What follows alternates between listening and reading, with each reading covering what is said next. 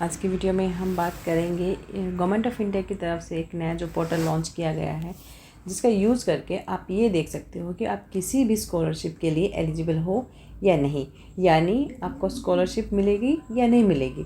तो ये आप 5-6 मिनट का काम होता है, उसमें आप चेक कर सकते हो करके। तो आज मैं इसी प्रोसेस को ये पूरा प्रोसेस बताने वाली हूँ कि आप कैसे ये चेक कर सकते हो कि आपको क्या क्या डिटेल्स वगैरह फिल करनी है एलिजिबिलिटी अपनी चेक करने के लिए। और ये सब कुछ तो मैं बताने वाली हूँ, बाकी पूरा वीडियो को देख लेना, ठीक है। उसके लिए सबसे पहले आपको इस वाले जो पेज पर आना पड़ेगा, जो एडमिशन का पेज है। यहाँ पर जब आप थोड़ा सा नीचे आके देखेंगे तो यहाँ पे लिखा हुआ है eligible students can apply for government of India scholarship on the national scholarship portal. मतलब जब आपका एडमिशन कन्फर्म हो जाएगा ना, उसके बाद आप इस स्कॉलरशिप के लिए जो है अप्लाई कर सकते हो। तो यहाँ पर जो एक वेबसाइट दी हुई है, यहीं पे हमें जाना है और इसी को क्लिक करके जो सारा हमें आगे का प्रोसीजर जो है वो फॉलो करना है। सो देख लेते हैं इसको। यहाँ पर हम चले सामने किस तरह का ये जो एक नया पेज खुल जाएगा। यहाँ पर आपको 4 ऑप्शन दिए होंगे, स्टूडेंट्स, इंस्टीट्यूशन, ऑफिसर्स और पब्लिक। हमें पब्लिक पे जाना है। पब्लिक देख सकते हो आपके सामने ये दूसरा पेज खुल जाएगा। जैसे ही आप वहाँ पे क्लिक करेंगे तो यहाँ पे आपको 3 ऑप्शन दिए गए हैं। तो हमें ये जो है ये 1 डैशबोर्ड पे नहीं जाना, हमें ये फाइंड इंस्टीट्यूशन पे भी नहीं जाना, हमें यूज़ करना है इसको स्कॉलरशिप एलिजिबिलिटी।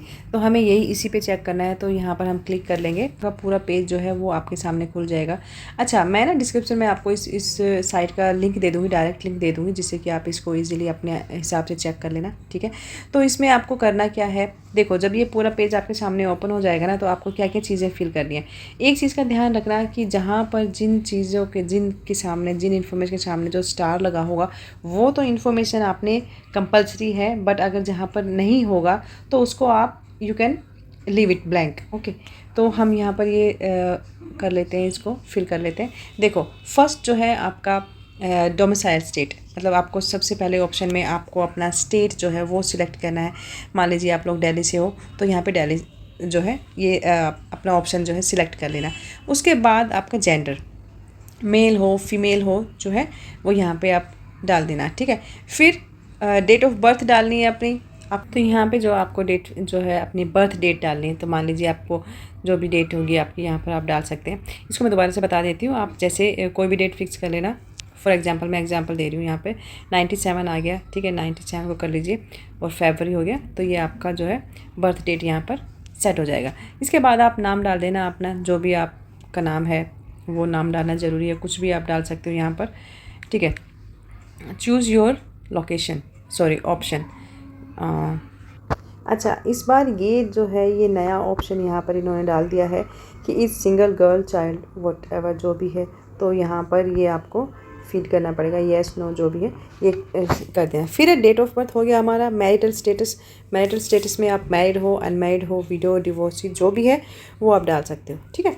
फिर पेरेंटल इनकम में आपको डालना है कि आपकी जो पेरेंट्स हैं उनकी एनुअल इनकम, मतलब सालाना इनकम कितनी है, वो यहाँ पर डाल दीजिए ना। आप कोई भी जो इनकम है आपके पेरेंट्स की वो यहाँ पे आपको फीड करनी है, ठीक है। पेरेंट्स का प्रोफेशन क्या है, क्या काम करते हैं वो आपको यहाँ पर डालनी है। जो भी है आप यहाँ से सिलेक्ट कर लेना और वो सिलेक्ट करके यहाँ पे आप ऑप्शन में डाल देना, ठीक है। फिर रिलीजन अपना चूज़ कर देना, इसमें कौन से रिलीजन से हैं आप, ये हो जाएगा। इसके बाद आपका मान लीजिए आप हिंदू हो या मुस्लिम हो, बुद्धिस्ट हो, जो भी है वो आप यहाँ पे मतलब सेट कर देना, ठीक है। कम्युनिटी क्या है, कम्युनिटी में आप जो भी है SC BC जनरल वो सारा यहाँ पे आप लोग डाल सकते हैं, ठीक है। इज़ डिसेबल, आप डिसेबल हो नहीं हो, डिसेबल मतलब कि किसी तरह की बॉडी में डिसेबिलिटी है, तो अगर उस वे से आप स्कॉलरशिप लेना चाहते हो तो वो चीज़ यहाँ पर सिलेक्ट कर देना, ठीक है। पेरेंट्स नॉट अलाइव, आपके पेरेंट्स मतलब हैं नहीं हैं जो भी है, सो या फिर आप ऑर्फन हो, नॉट एप्लीकेबल। अगर मान लीजिए father mother both martyred in action, शहीद हो गए हैं, ये वाला आप लोग सिलेक्ट कर सकते हो। Mother father both are dead, अगर ये वाला ऑप्शन आप पर अप्लाई होता है तो ये नॉट एप्लीकेबल, मतलब अगर कुछ भी नहीं है तो आप नॉट एप्लीकेबल यहाँ पर हो जाएगा आपका। स्कॉलरशिप कैटेगरी, किस कैटेगरी में आप जो है ये स्कॉलरशिप लेना चाहते हो, जहाँ तक बात आती है स्कॉलरशिप कैटेगरी की, तो उसमें आप यहाँ पर 2 ऑप्शन दिए गए हैं, पोस्ट मैट्रिक या फिर प्री, जो भी आपको जिसमें भी आप कैटेगरी में इस पर सिलेक्ट करना चाहते हैं वो कर लेना। एप्लीकेशन टाइप, कौन सी एप्लीकेशन में लेना चाहते हैं, इंसेंटिव या स्कॉलरशिप, तो यहाँ पर तो स्कॉलरशिप ही जाएगा, बेसिकली बेसिक सी बात है। फिर आता है एक इम्पॉर्टेंट पॉइंट यहाँ पर, इंस्टीट्यूट नेम। देखो इंस्टीट्यूट नेम में ना कुछ बच्चे कन्फ्यूज हो जाते हैं कि हम कहाँ का इंस्टीट्यूट लिखें, मतलब जहाँ अभी स्टडी कर रहे हो तुम लोग इग्नू में वो वाला लिखना है, या जहाँ से तुम पढ़ कर आए हो वो वाली इन्फॉर्मेशन देनी है। तो ये एक इम्पोर्टेंट जो है पेज आ जाता है, जो आपको मतलब ठीक से ढंग से भरना है, ध्यान से भरना है, आई मीन टू से।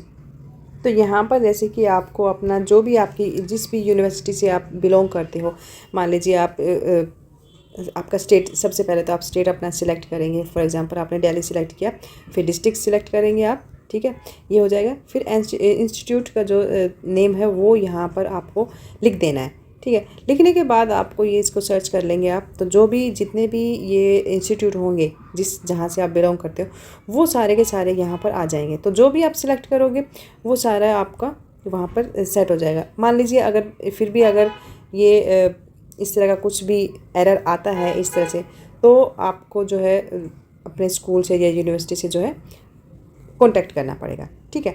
अच्छा, अब जैसे ये एक प्रोसीजर हो गया जो मैंने बता दिया। फिर इसके बाद आप नेक्स्ट आएंगे कोर्स नेम। यहाँ पर आप अपना कोर्स नेम लिखेंगे, ठीक है। तो अभी यहाँ पे कोर्स नेम इसलिए नहीं आ रहा है क्योंकि यहाँ पर इस वाली जगह पर जो है आपका जो कोर्स जो हमने अभी ढूंढा था वो यहाँ पर सिलेक्ट नहीं हो पाया क्योंकि एरर दिख रहा था वहाँ पे। तो उसके लिए आपको अपनी यूनिवर्सिटी पे जाना पड़ेगा जहाँ पर भी आप पढ़ रहे हो। तो अगर यहाँ पर वो चीज़ शो हो जाती तो ये सारी चीज़ें जो है यहाँ पर अपने आप आपका कोर्स और जो भी है वो सारी चीज़ें शो होने लग जाती।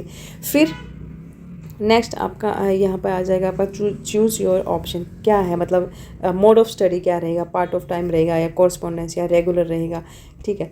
तो वो आप यहाँ पर फीड कर देना। प्रीवियस क्लास कोर्सेज में मतलब कि आप जो या आप 12th करके आए हो या ग्रेजुएशन करके आए हो वो सारी आपने यहाँ पर टाइप करनी। तो जब इस वाले आप मोड ऑफ स्टडी को भरेंगे तो आपका पार्ट टाइम में नहीं जाना है, ये कॉरस्पॉन्डेंस और डिस्टेंस में जाना है क्योंकि जो यूनिवर्सिटी है इग्नू है वो डिस्टेंस और कॉरस्पॉन्डेंस में काम करती है। तो आपको ये यहाँ पे जो है ये सेट कर देना है। प्रीवियस क्लास कोर्सेज, पहले जो आप जो स्कॉलरशिप लेने से पहले जो आपका प्रीवियस क्लास थी क्या कोर्स था वो यहाँ पर आपको अपना सिलेक्ट कर देना है, ठीक है। फिर प्रीवियस क्लास परसेंटेज, जो आप जो क्लास करके आ रहे हो उस क्लास में आपको कितने परसेंटेज मार्क्स मिले थे वो यहाँ पर आपको भर देने। प्रीवियस जो कोर्स ईयर है वो मतलब आप जो कोर्स करके आए हो पिछला जो कोर्स ईयर था वो कौन सा था वो कोर्स ईयर यहाँ पे भर देना है। प्रीवियस बोर्ड यूनिवर्सिटी, यहाँ पे आपको अपनी बोर्ड जो जिस भी यूनिवर्सिटी से आ रहे हो जिस भी बोर्ड से आ रहे हो वो यहाँ पे आपको सिलेक्ट कर देना है, ठीक है। ये मैं फॉर एग्जांपल बता रही हूँ, आप यही मत भर देना जो मैं भर रही हूँ। फिर नेक्स्ट जो कॉलम आता है इसमें 12th के रोल नंबर आपको अपने सेट करने हैं। यहाँ पर जो आपकी 12वीं क्लास में जो रोल नंबर थे आपके वो यहाँ पर आ जाएंगे। फिर 12वीं क्लास की परसेंटेज डाल देनी है आपने यहाँ पर जितनी भी थी आपकी, ठीक है। तो ये हो जाएगी। और चलिए नेक्स्ट देख लेते हैं 12th बोर्ड। जो 12वीं क्लास में तुम्हारा बोर्ड था कौन सा बोर्ड था, ठीक है, वो बोर्ड यहाँ पर भर देना है। फिर एंटर योर रोल नंबर, जो आपके क्लास में 10वीं की क्लास में जो रोल नंबर थे ना आपको वो रोल नंबर यहाँ पर आ जाएंगे। फिर 10वीं क्लास की परसेंटेज डाल देनी है यहाँ पर जैसे आपने 12th की डाली थी। फिर competitive roll number, enter competitive roll number. So जहाँ तक ये कॉम्पिटिटिव रोल नंबर की बात आती है ना, अगर आपने कोई कॉम्पिटिटिव एग्ज़ाम दिया है तो उसके आप डिटेल यहाँ पर डाल सकते हो, उसके रोल नंबर डाल सकते हो। फिर कॉम्पिटिटिव एग्ज़ाम किस तरह का कॉम्पिटिटिव एग्ज़ाम था वो आप डाल सकते हो, ठीक है। ये एडमिशन ये सारी चीज़ें आपको यहाँ पर फीड करनी पड़ेगी अगर आप कॉम्पिटिटिव एग्ज़ाम के बारे में बता रहे हो तो, ठीक है। अदरवाइज़ आप इसको खाली भी छोड़ देना। फिर कॉम्पिटिटिव एग्ज़ाम ईयर, उसका फिर आपको ये जो है साल भी बताना पड़ेगा, जो भी साल आप यहाँ पर भर देना। एग्ज़ाम कंडक्टेड बाय, अब जो एग्ज़ाम हुआ था वो किसने कंडक्ट किया था, दिल्ली में हुआ था, चंडीगढ़ में हुआ था, जहाँ पर भी हुआ था, जो भी यहाँ पर ये स्टेट हुए हैं वो आपको यहाँ पर सेट कर देना, ठीक है। इतनी सारी ये कि सारी इन्फॉर्मेशन भरने के बाद आपको सॉरी ये गलती से हो गया।